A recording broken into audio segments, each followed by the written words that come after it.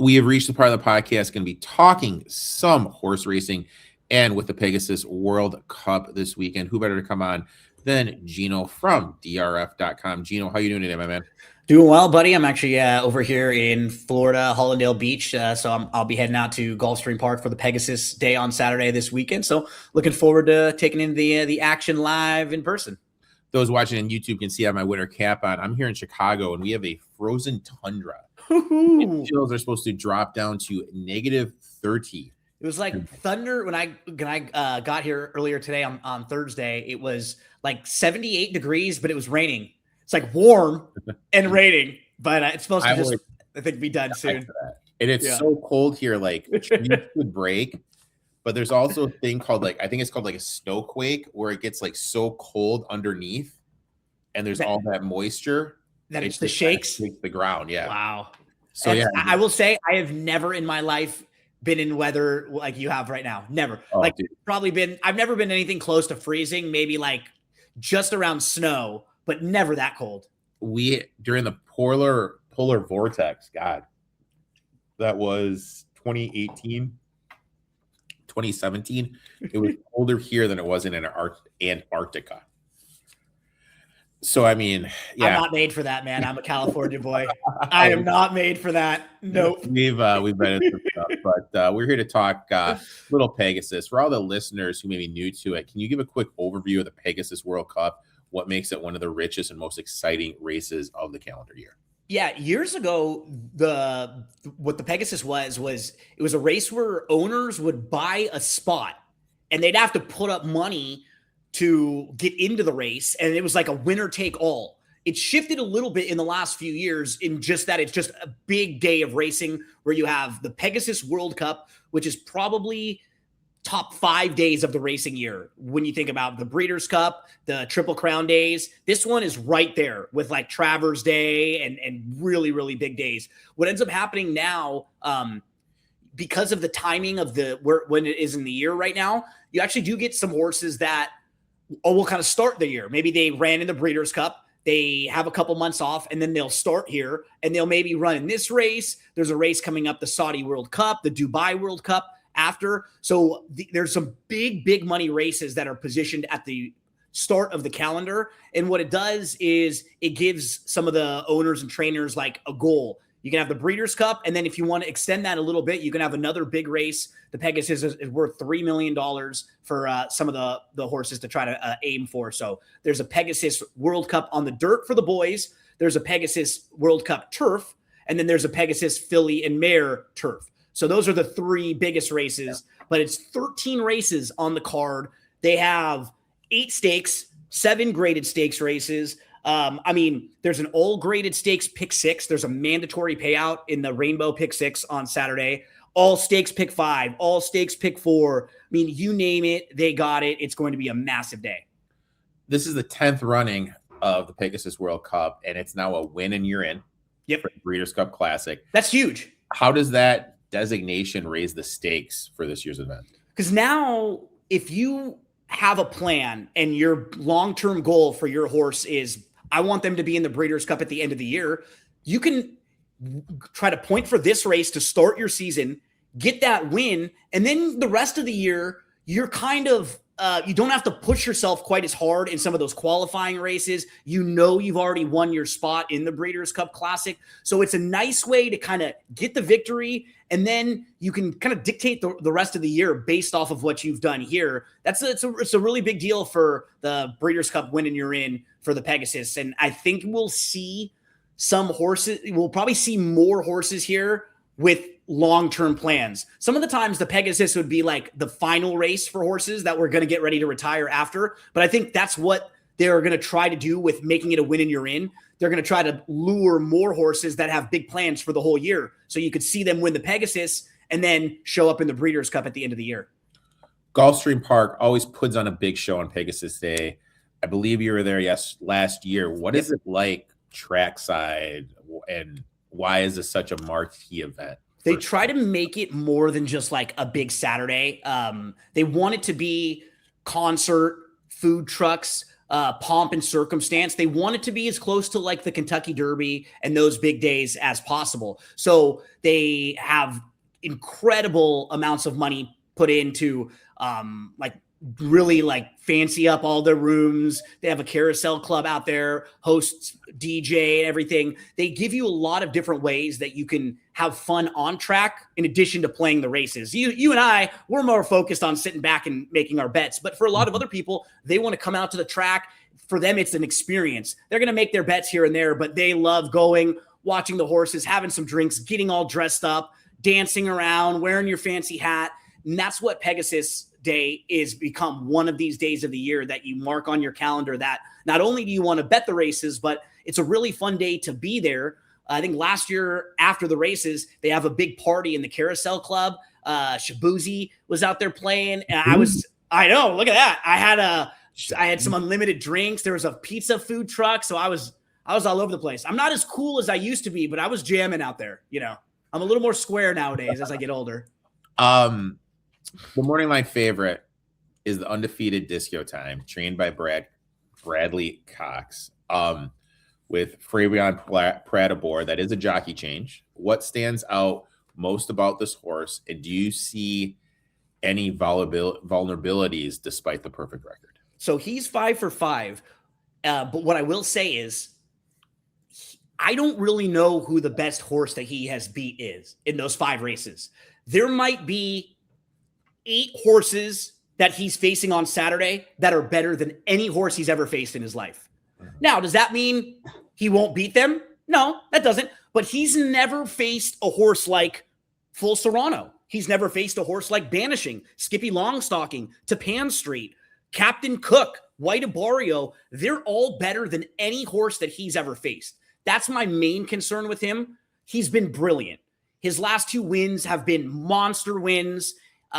He is a horse who has shown that he wants to be on the lead, but he doesn't need the lead. He's had a race where he's had to come from way, way out of it. The concern that I have is the draw. He's drawn down on the inside, and he's never been a mile and an eighth. So he's going to have to go a little bit farther than he's used to, and there will be a good amount of speed right to his outside. British Isles, Full Serrano, they want to be in the race early. They're fast horses early. Madacat Road, Captain Cook, Mika, all of them want to be close up. So I think what's going to be really important for Disco Time is the start. He has to get out of the gate well and, you know, have the opportunity to kind of pick his trip. If he breaks a little bit slow and all the horses shift over on him, it's like we talked about in the Kentucky Derby. He might get shuffled back a little bit farther than he's ever been, than he's used to. He's getting dirt kicked in his face.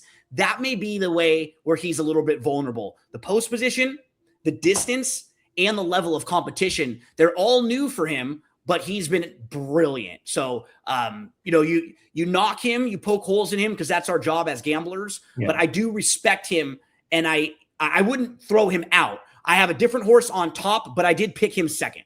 Disco Time. Now, Brad Cox has multiple runners, including Tappan Street. How much of an advantage does a trainer like Cox have in a race of this caliber? Quite a bit, because he has a big barn. And what he does is, it's like, think about if you were training with really good athletes, right? You're going to get better the more that you train with really good athletes, and you can kind of get a feel of like how good you are, right? You go out there and you play with an NBA player and you're able to keep up with them. You might think that you're, you know, pretty good. And I think that's what Brad Cox has, is he has a barn full of big stars where he can kind of have them train against each other early in the mornings, or he can get a sense of how good this horse is compared to another. Yeah. I think he has obviously a very strong hand with these two. Tapan Street was my Kentucky Derby horse. And he was actually supposed to run in the Kentucky Derby. He got scratched like 3 days before the race. And if he would have been in the Kentucky Derby, he probably would have been like the 3rd choice in there, maybe the 4th choice. Remember, he beat Sovereignty going into the Kentucky Derby. He was the only horse, the last horse this year to beat him. So, you know that meme with Wolverine where he's got the picture frame and he's like holding it and he's crying? That was Tapan Street all of last year. Every time Sovereignty was winning a big race, he's like looking at it all sad. Now, we don't know that he was going to win those races, but we know that he's good enough to beat a horse like Sovereignty. We know that he's good enough to beat horses at the top level. And Tapan Street didn't race from March all the way to December. When he raced in December, he looked like he was a little chunky and he was not like ready to race, and he still won. And the reason why is because this was the goal for him. They wanted to make sure that this was the race that they had him ready to go. And there are a couple websites where you can watch the horses train in the mornings. One of them is called first.tv. And Tapan Street was training with a horse named Saudi Crown, who's actually older than him. Saudi Crown was our pick last year in the Pegasus. He finished 5th in that race. Tapan Street dusted him in the morning, just crushing him in their morning training. I think he is peaking right now. I think he's going to go into Saturday and run a big race. I think he's the best horse in the race. And I feel like the race is going to set up really well for him too. So Brad Cox has a strong hand, and Tapan Street is the one of his I like the most. Now, you mentioned White Barrio. He ran impressive last year. Do you think he can repeat? Is the field too deep? Or should we kind of look into, I was looking at him this afternoon. He scratched at the Breeders' Cup. Yep, this is a great point. Connections, didn't know why at the gate. And then his last race, he was scratched by the Connections. Yep. So White Barrio is a Breeders' Cup Classic winner. He won this race last year. He loves Gulfstream. If he were coming into this race in his best form, I think he'd be very tough and probably the horse to beat. The problem is, Eric, the things that you just pointed out, he was on the track on the Breeders' Cup Dirt Mile, and the track veterinarians scratched him moments before the race. They didn't like the way he was warming up. Then, since then, the workout pattern has been weird for him. He's had some really slow workouts, which is not what he usually would do. They were supposed to run in a race called the Mr. Prospector, and the trainer decided to scratch out of that race and just train him up to this race. I don't like this at all for him, at all. Like audibles, changes, everything. You're someone, Eric, who like when we talk about sports and we talk about like having a plan and trying to stay to your plan and going through, like if White Barrio wins, it's not going to shock me.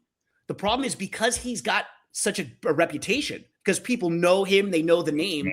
He's going to be a shorter price than whatever he should be, right? If he's 7-2 or 4-1, he should be 6 or 8-1, right? So that's my big problem with him in here. It's not that he can't win; it's that things are not going well for him going into this race. I'm going to take a wait and see approach on him because I just don't like the upset in the routine, in the rhythm. There were 2 races in a row he was scratched from. His training has been on and off. So yeah, I'm a little cold on White Barrio here. Skippy Longstocking has been extremely consistent at Gulfstream Park. Proven vet in these big races. Is he a legitimate long shot win candidate or more of an exotic play? Yeah, you know, I do think you could throw Skippy in the mix if you're playing like pick 4s and pick 5s, because if you were to map out for Skippy Longstocking, where is he the best?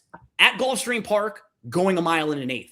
Right? So these circumstances are where Skippy Longstocking is awesome. Now, he has run in this race 3 different times. The first 2 times, he didn't run all that well. Last year, he was 3rd behind White Barrio. I do just prefer Skippy Longstocking to White Barrio, just based on the fact that Skippy ran in the Harlan's Holiday. He's been on his schedule. He hasn't had an interrupted schedule. He hasn't been a horse he's never won a grade 1, Skippy Longstocking. So the bulk of his career has been winning like grade 2s and grade 3s or finishing underneath when he's faced really tough horses. I think this is a pretty good spot for him. And, you know, I have him picked 4th in this race, but I do like him a little bit better than White Barrio. And I think Skippy might be a way better price than White Barrio. Is there any long price horses? You mentioned British Isles. Dave Weaver and I were talking. He was on my show this past week. After the show, he mentioned he liked Full Serrano. Full Serrano, excuse me. Yep. Any of them that could surprise, could hit the board, should include in a pick 5s, pick 6s, whatnot? Absolutely. Full Serrano, who Dave mentioned, he's a good one to include because he's really fast. He might be the fastest horse in here. The concern is the mile and an eighth might be a little too far for him. He's probably a miler where he's at his best. But, if you're playing like trifectas and exactas and supers, he's the type of horse who will be in it early and could probably fade a little bit, but still hold second, third, fourth.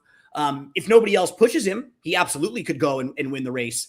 The long shot that I like in here is the number 4, Banishing.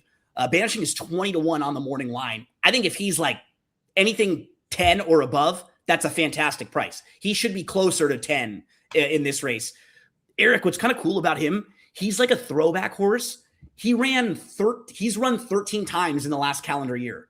You just don't see horses run that much anymore. He's run sprint races all the way to a mile and an eighth. He comes back every few weeks. He just is a tough horse. He has run in those 13 races, 11 of them in the top 3, and he's won races from 6 furlongs all the way to a mile and an eighth. I think he could sit in mid-pack.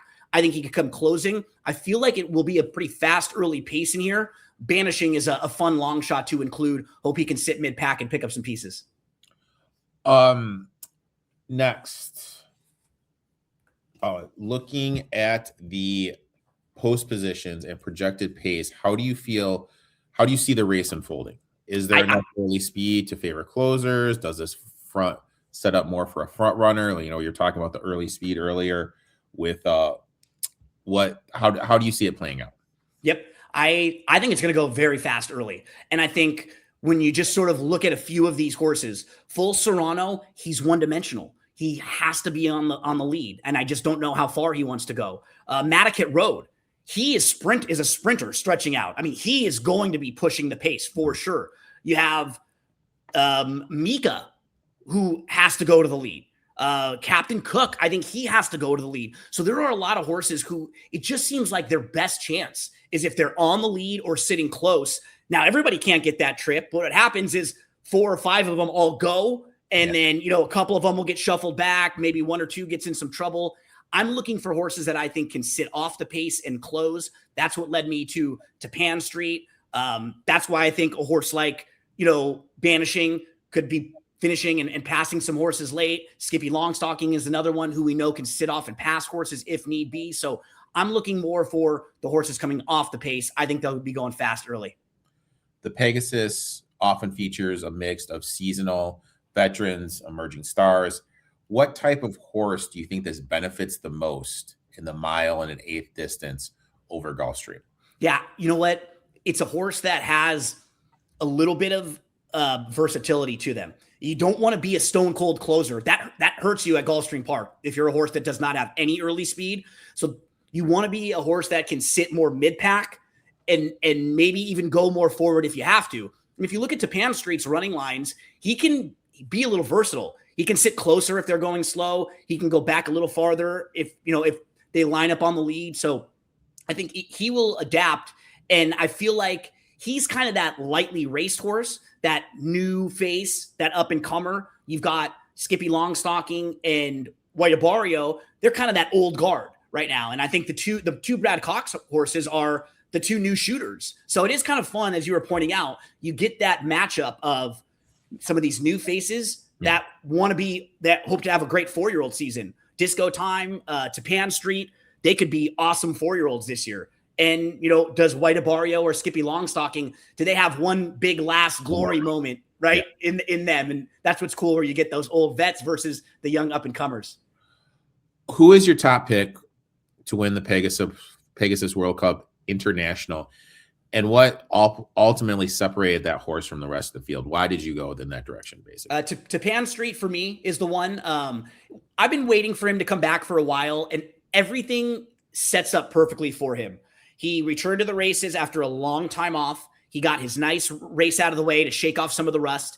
Now, in his second start back, he'll be even better. So I think for him, particularly his fitness, great. It'll be perfect for him. I love what he's been doing in the mornings. Then the way the race shapes up, talked about it a few different times. It seems like he's one of those horses who could be sitting maybe 5th or 6th. Let those horses up front go battle with each other. And then when they all tire out, he makes the move and he gets the jump on some of the deeper closers. So I just think his fitness level, the competition level, the way the race sets up, and the price. He's 6-1 on the morning line. I think he'll be more like 7-2. And that's fine. That is where I think he should be. Somewhere in that range. I don't want to take like less than 3-1 on him, but anything 3-1 and above, I think that's very fair value. And he's proven at Gulfstream Park. And we saw earlier in the year that he was getting ready to take that next step to become a very, very good horse. And unfortunately, injury derailed him. So for me, I have Tapan Street and Disco Time. Then I threw in Banishing as my fun long shot to include underneath. So 7-1-4 will be how I try to build a lot of the exotics. Now, excuse me, for the bettors listening or watching, do you recommend playing Tapan String straight, or do you like building exotics around him, using him in a box, or doing like Tapan Street over everybody and then doing everybody over Tapan Street? Like how would you recommend playing, basically? Yeah, that's a good point. And it's a good question. I do think playing some tickets like that are actually fine. Like I think playing Tapan Street on top, especially in like a trifecta where you'd have something like Tapan Street, and then underneath you could use, Disco Time, Banishing, who I like, Skippy Longstocking. You use those three, and then you go all in the third spot. Because if they're going really fast early, there could be some chaos. There could be some of those horses showing speed that hang around. So I would build things with Tapan Street on top, and then underneath in the second spot, I would use Disco Time, I would use Banishing, and I would use Skippy Longstocking, and then I would go all in that last spot. And that is a way that maybe you could build around. You could also play exotics leading into the race, Eric, where maybe you're playing a pick 4 or a pick 5, and you either single Tapan Street, or you're using Tapan Street and maybe Disco Time, maybe the three of them if you throw Banishing in. But I'm going to play some tickets where I'm trying to get to Tapan Street, and I could single him in the last leg of a pick 5 or a pick 6. And then it's so nice when you have that single at the end. You hope you just get there. You can put a few extra horses in the races before and hope, hey, if I get to the horse that I really like and he wins, I'm going to win. Yep. The Pegasus World Cup Turf and the Pegasus World Cup Filly and Mare are also on the card. Are there any horses in those races that you're particularly high on? Yeah, let's go straight backwards. So the 12th race is the turf. So that's the boys on the grass. What's kind of interesting about this particular race, the opposite of what we've just been talking about the Pegasus on the dirt, this race has no early speed in there.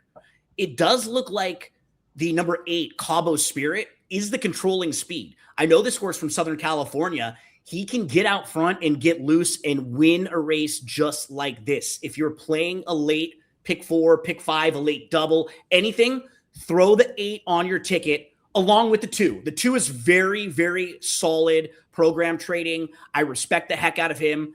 I think if you're talking about horses in the late races that are going to be favored, that I'd be okay either singling or just using 2 deep, the 2 and 8 in this race would be a race where I like both of them. I think both of them will be horses I try to build around. I wouldn't have to go all that deep in this race because I think I can maybe make it through with the 2 program trading, who's the best. And if not, maybe the 8 is the horse that sneaks away and gets loose up front. So I'll try to get through this race, the 12th, with just the 2 and the 8. The 10th race is the other Pegasus one, if you want to hit that one. And I actually like a little more of a price in this race. Okay. So, and this is the 10th is the Filly and Mare, right? Yep. 10th race is the Filly and Mare Turf. The number 3 Destino d'Oro is a filly that I have watched her whole career. In her debut, she won first time out. She was 8-1, and I had her that day. So it's like you just kind of follow along with her. And then in her second start, she had such a troubled trip. She ran 3rd. She just missed. And I had her in my my stable males. I was waiting for her to run back, and she finally ran back in June of 2025 last year. She wins. Then she comes back. She wins again. And then they stepped her up. And when she stepped up, she had some sneaky trouble in a race at Kentucky Downs.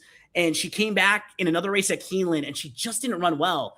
And I was getting disappointed and wondering, maybe she's not that good. They gave her a couple months off, and she showed up at Gulfstream Park, and she looked exactly how I thought and was hoping, and like the very good version of herself. That was on December the 13th. We've already seen that race come back strong. The horse who finished 4th that day came back to win a couple weeks ago. I think she is going to run really well in here. Destino d'Oro is 12-1 on the morning line. Anything 8 or above, I think is very fair value in there. Now is he, is she the long shot on the day that you think could just blow up the pick 4s, pick 5s, or is there any other long shots during the card that you're just kind of like, oh shit, this is going to be the one that just makes this pick 4, pick 5, pick 3, pick 6, whatever, just insane? Yeah, let me give you one or two in a different race, because we'll give you as many as we can. The